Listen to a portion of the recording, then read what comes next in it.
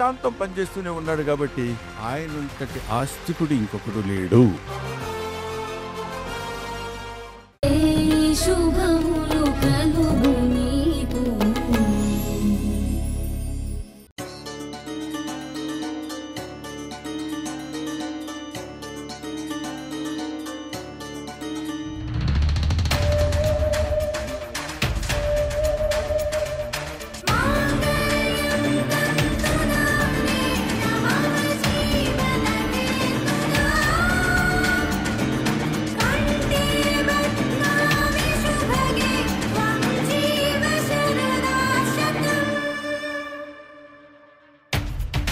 అమ్మాయికి అబ్బాయికి అగ్నిసాక్షిగా పెళ్లి జరిగితే ఆ బంధం చాలా గట్టిగా ఉంటుంది.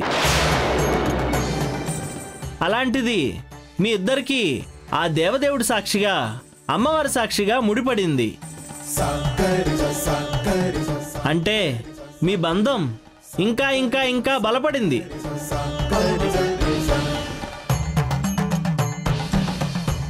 ఈ ముడి నిండు నూరేళ్లు ఉంటుంది. మిమ్మల్ని ఎవరూ విడదీయలేరు. ఒక్క నిమిషం బాబు. అమ్మాయి అబ్బాయి భార్యాభర్తలయ్యాక ప్రదక్షిణలు విడిగా చేయకూడదు, కలిసే చెయ్యాలి. నీ చెయ్యి ఇటు ఇవ్వు బాబు. ఇవ్వు నాయనా.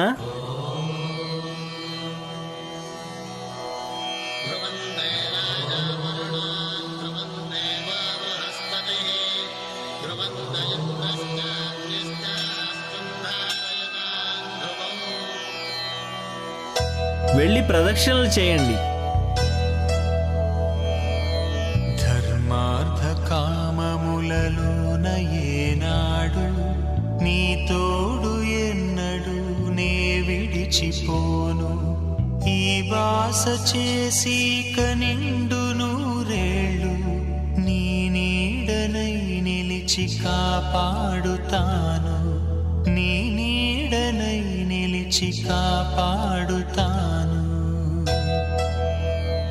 ఏమే, ఈ విషయం మనం వెళ్ళి హాసిని వాళ్ళ మమ్మీకి చెప్పాలి. అవునే, చెప్పాలి. ఇంకా సేపట్లో విక్కీ హాసిని తీసుకొని వాళ్ళ ఇంటికి వెళ్ళిపోతాడు. మనం వెంటనే బయలుదేరాలి.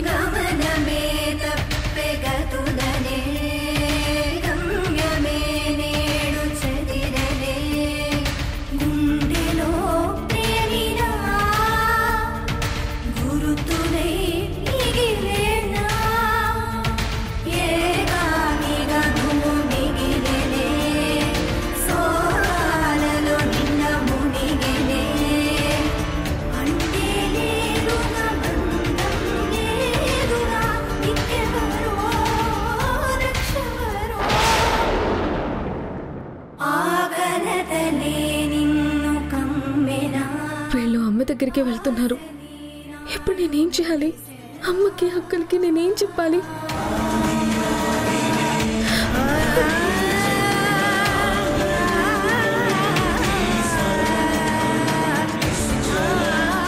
బాబు, ఆ దండలు మార్చుకోండి.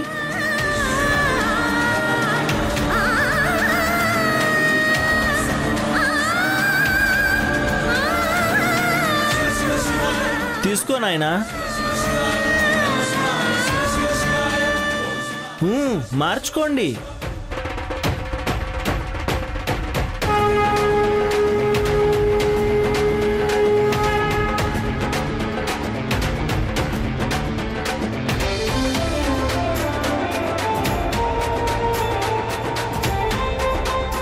వేయండమ్మా.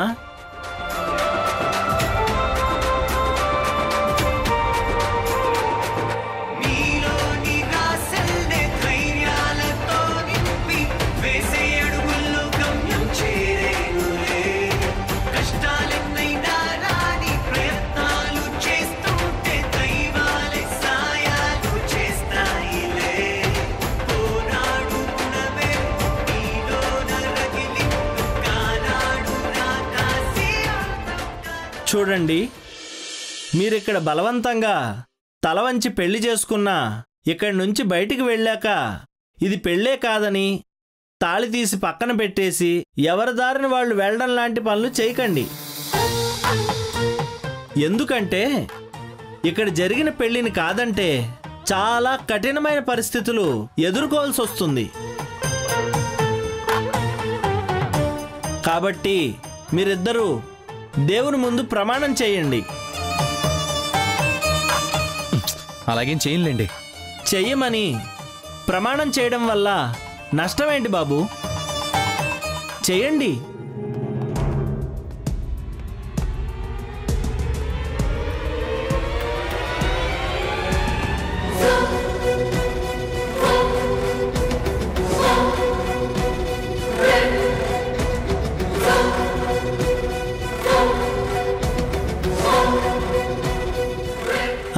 స్వామి అనండి. స్వామి, నీ సమక్షంలో జరిగిన పెళ్లిని మేము అపహాస్యం చెయ్యము.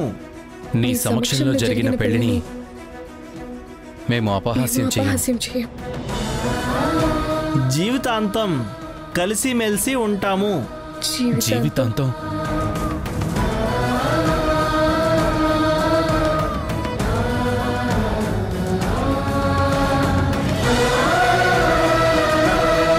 చెప్పండమ్మా, చెప్పండి. జీవితాంతం కలిసిమెలిసి ఉంటాం.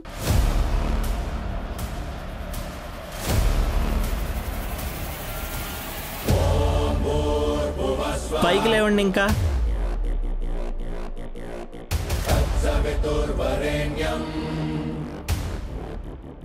ఇక మీరు బయలుదేరచ్చు.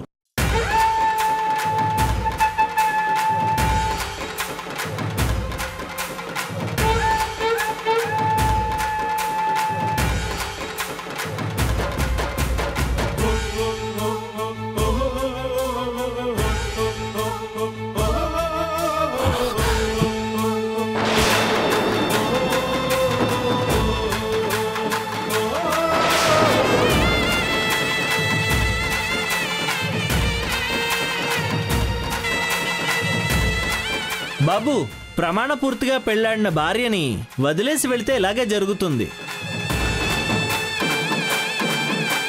నీకు దేవుడు ఇక్కడే సత్యం చూపించాడు. ఎప్పటికైనా తెలుసుకుని నీ భార్యను తీసుకుని వెళ్ళు. వద్దని వదిలేసావంటే మాత్రం చాలా బాధపడతావు. నీ కుటుంబానికి ఏం జరుగుతుందో, ముఖ్యంగా మీ అమ్మగారికి ఏమవుతుందో మాకు తెలీదు.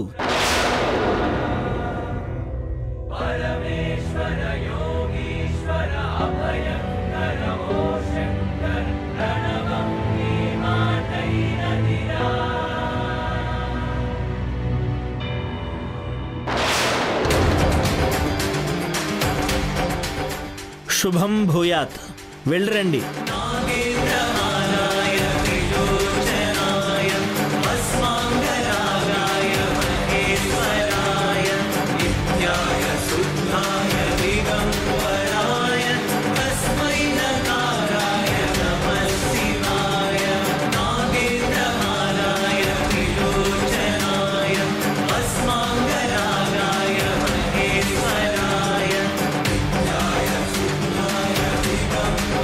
రేఖ, ఓసారి విక్కీకి ఫోన్ చేయి. ఓకే అమ్మా.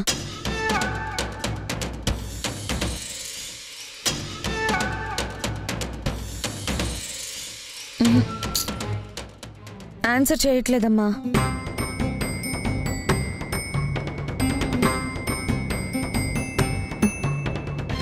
పిన్ని, నేను బయలుదేరాక వాడొస్తే వెంటనే ఆఫీస్కి రమ్మని చెప్పు. అలాగేనమ్మా. రేఖ, మనం బయలుదేరదామా? సరే అమ్మా.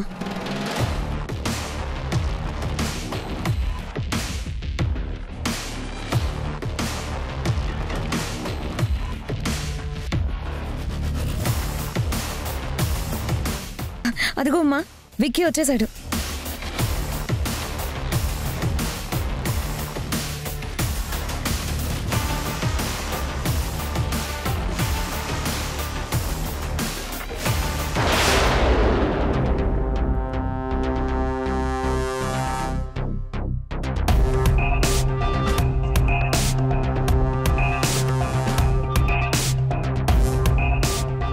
విక్కీ, ఇంత లేట్ అయిందేంటి? వెళ్ళి త్వరగా డ్రెస్ చేంజ్ చేసుకొనిరా. పూజలో విక్కీకి దేవుడు దండ వేసినట్టున్నారు.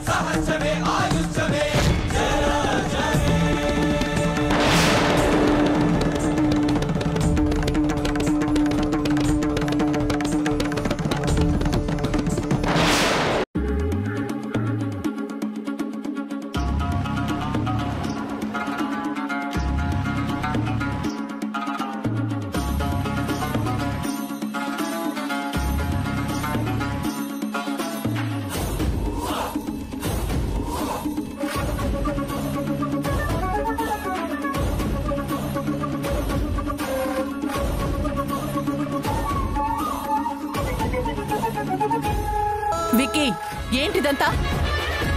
దీన్ని మన ఇంటికి ఎందుకు తీసుకొచ్చా? అసలు ఇది మన కారులోకి ఎందుకు ఎక్కింది? మీ ఇద్దరి మెళ్ళలో ఆ దండలేంటి? మళ్ళీ ఏదైనా కొత్త డ్రామా స్టార్ట్ చేస్తున్నావా? అవునమ్మా, అంతే అయ్యుంటుంది. విక్కీ ఏదో ప్లాన్ చేసి కొత్త డ్రామా మొదలుపెట్టినట్టున్నాడు. లేదంటే ఆ హాసినికి మనవాడు పక్కన నిలబడే అర్హత ఎక్కడుంది? నిలబడితే విక్కీ ఎందుకు ఊరుకుంటాడు? డ్రామానా? ఏరా విక్కీ, ఈ ప్లాన్ గురించి నాకెందుకు చెప్పలేదు? ఎంత డ్రామా అయినా మరీ ఇలా పెళ్లి దండలతో డైరెక్ట్గా ఇంటికొచ్చేయడమేంటి?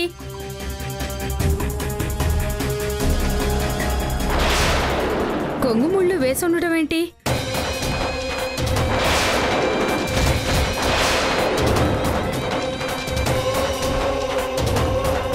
పిన్ని, అంటే విక్కీ నిజంగా దాన్ని పెళ్లి చేసుకున్నాడంటావా? ఆహా, అలా అని కాదమ్మా. కానీ ఆ దండల్ని చూస్తుంటే చేసుకుని ఉండొచ్చు అని అనిపిస్తుంది.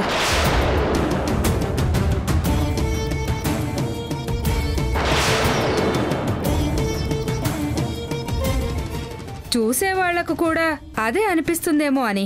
పిన్ని, విక్కీకి కృష్ణమ్మ వాళ్ళంటే ఎంత కోపమో ఎంత అసహ్యమో మనందరికీ తెలుసు. విక్కీ నా కొడుకు పిన్ని. తనకి ఈ అమ్మ మనసేంటో తెలుసు. రోజూ అమ్మని చూడకుండా కళ్ళు కూడా తెరవని నా కొడుకు అమ్మకి చెప్పకుండా ఏ డ్రెస్ వేసుకోవాలో కూడా డిసైడ్ చేసుకోడు. అలాంటిది నాకు తన పెళ్లి విషయంలో ఎన్ని ఆశలున్నాయో ఎన్ని కలలున్నాయో అన్నీ తెలిసి నిజంగా పెళ్లి ఎలా చేసుకుంటాడు? అది ఈ డ్రైనేజ్లో పురుగులాంటి ఈ హాసిని ఎలా చేసుకుంటాడు? ఇది ఖచ్చితంగా ప్లానే. విక్కీ, నీకు చెప్పాను కదా, ఇక నుంచి నువ్వు ఏం ప్లాన్ చేసినా నాకు చెప్పమని. ఏయ్, నువ్వేంటి ఇంకా నిలబడి చూస్తున్నావు? నీ మెళ్ళో దండ నా కొడుకే వేశాడో నువ్వే వేసుకున్నావో కానీ కాసేపు నా కొడుకు పక్కన నిలబడే భాగ్యం దక్కినందుకు వెళ్ళి నీ వాళ్ళకి చెప్పి పండగ చేసుకో. ఇంకొక్క క్షణం నా కొడుకు పక్కన నా ఇంటి ముందు నిలబడకు. పో. రేఖా, వెళ్ళి వాళ్ళిద్దరి మధ్యలో ఉన్న ముడి విప్పేయ్.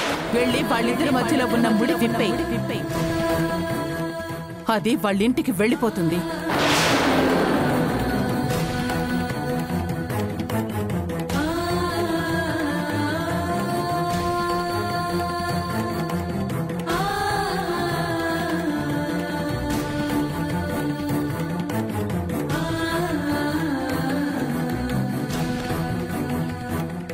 హే, నిన్ను బక్రాన్ చేయడానికో మీ ఇంట్లో వాళ్ళని ఏడిపించడానికో విక్కీ ఇలాంటి డ్రామా ఏదో ఆడాడే అనుకో.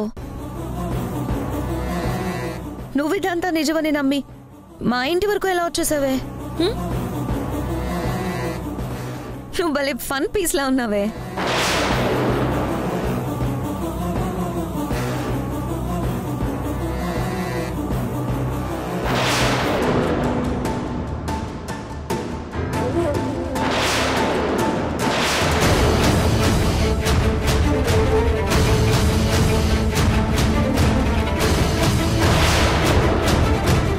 అమ్మా అమ్మా అమ్మా, ఇది మా ఇద్దరి మధ్యలో ఉన్న ముడి కాదమ్మా, దేవుడి సాక్షిగా పడిన ముడి. దేవుడి సాక్షిగా పడిన ముడి.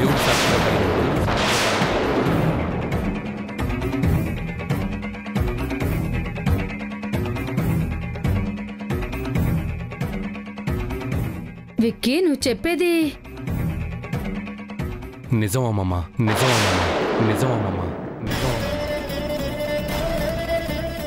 త్రిపురాంతక సంగమేశ్వర ఆలయంలో మా ఇద్దరికి పెళ్లి జరిగిపోయింది.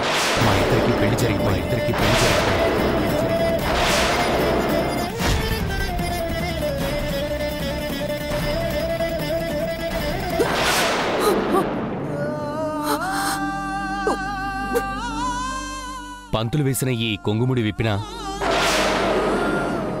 దీని మెళ్ళో నా చేత్తో వేసిన పసుపుతాడు ముడిని విప్పడం కుదురుతుందా అమ్మమ్మా?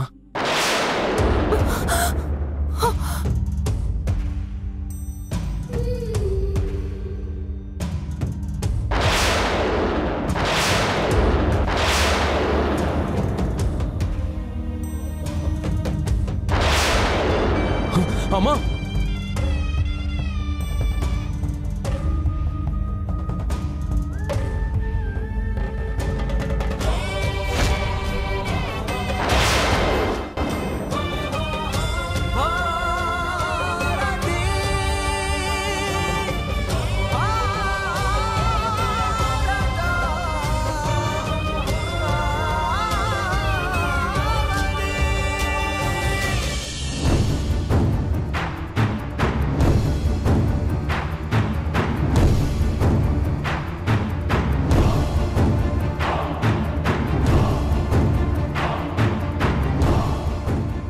ఏదమ్మా హాసిని, ఫోన్ చేస్తే కలవట్లేదు.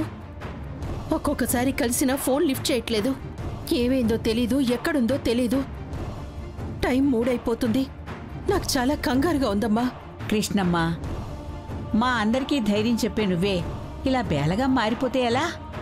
రోజంతా కళ్ళ ముందుండే పిల్ల ఇప్పటి వరకు జాడే లేదంటే నాకు చాలా భయంగా ఉంది పిన్ని. అమ్మా, నెగిటివ్గా ఆలోచించొద్దు. అలా ఆలోచించే కొద్దీ మనకి భయం పెరుగుతుందే కానీ జరిగిన దాంట్లో చిన్న మార్పు కూడా జరగదు. నాకు ధైర్యం చెప్తున్నావు వారాహి, మరి నీకు భయంగా లేదు? నీ చెల్లెలకి ఏమైందోనని? ఉందమ్మా, కానీ భయంతో కూర్చుంటే సమస్య తీరదు. నేను హాసిని వాళ్ళ ఫ్రెండ్స్ ఇంటికి వెళ్ళొస్తాను. వాళ్ళకి ఏమైనా ఫోన్ చేశారేమో కనుక్కొని వస్తాను. ఏదైనా తెలిసే అవకాశం ఉంటుంది. ఉండమ్మా, నేను కూడా వస్తాను.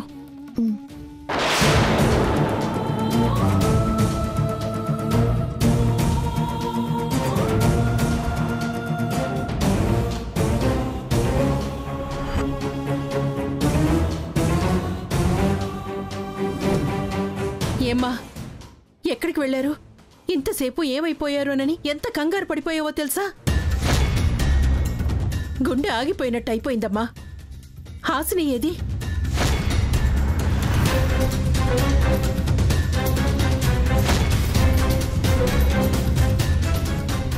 లేట్ అయిందని నేను తిడతానని బయటే ఉండిపోయిందా?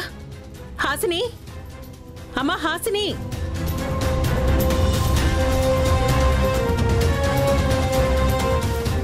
ఏమ్మా, ఏమైందమ్మా? హాసిని రాలేదేంటి?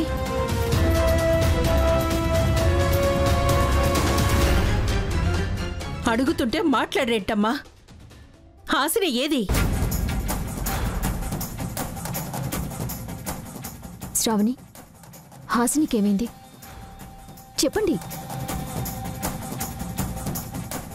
అక్క, అది ఏంటి శ్రావణి, ఎందుకలా కంగారు పడుతున్నారు? హాసినికి ఏమన్నా జరిగిందా? ఏం జరిగింది చెప్పండి. అది ఎలా జరిగిందో మాకు అర్థం కావడం లేదు, కానీ జరిగిపోయింది. ఏం జరిగింది? అది హాసినికి పెళ్లి జరిగిపోయిందక్క. హాసినికి పెళ్లి జరిగిపోయిందక్క. పెళ్లి జరిగిపోయిందక్క. పెళ్లి జరిగిపోయిందక్క.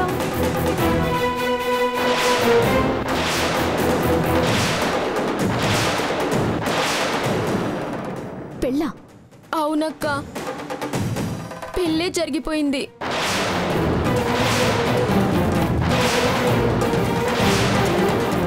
పెళ్ళవడం ఏంటమ్మా? ఏం జరిగింది? ఎవరితో జరిగింది? అసలేంటిదంతా? పెళ్లి విక్కీతో జరిగిపోయింది. పెళ్లి విక్కీతో జరిగిపోయింది. విక్కీతో జరిగిపోయింది.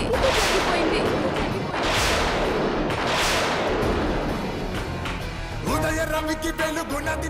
విక్కీతోనా? అవునండి, అరుంధతి కొడుకు విక్కీతో జరిగిపోయింది. అరుంధతి కొడుకు విక్కీతో జరిగిపోయింది. విక్కీతో జరిగిపోయింది.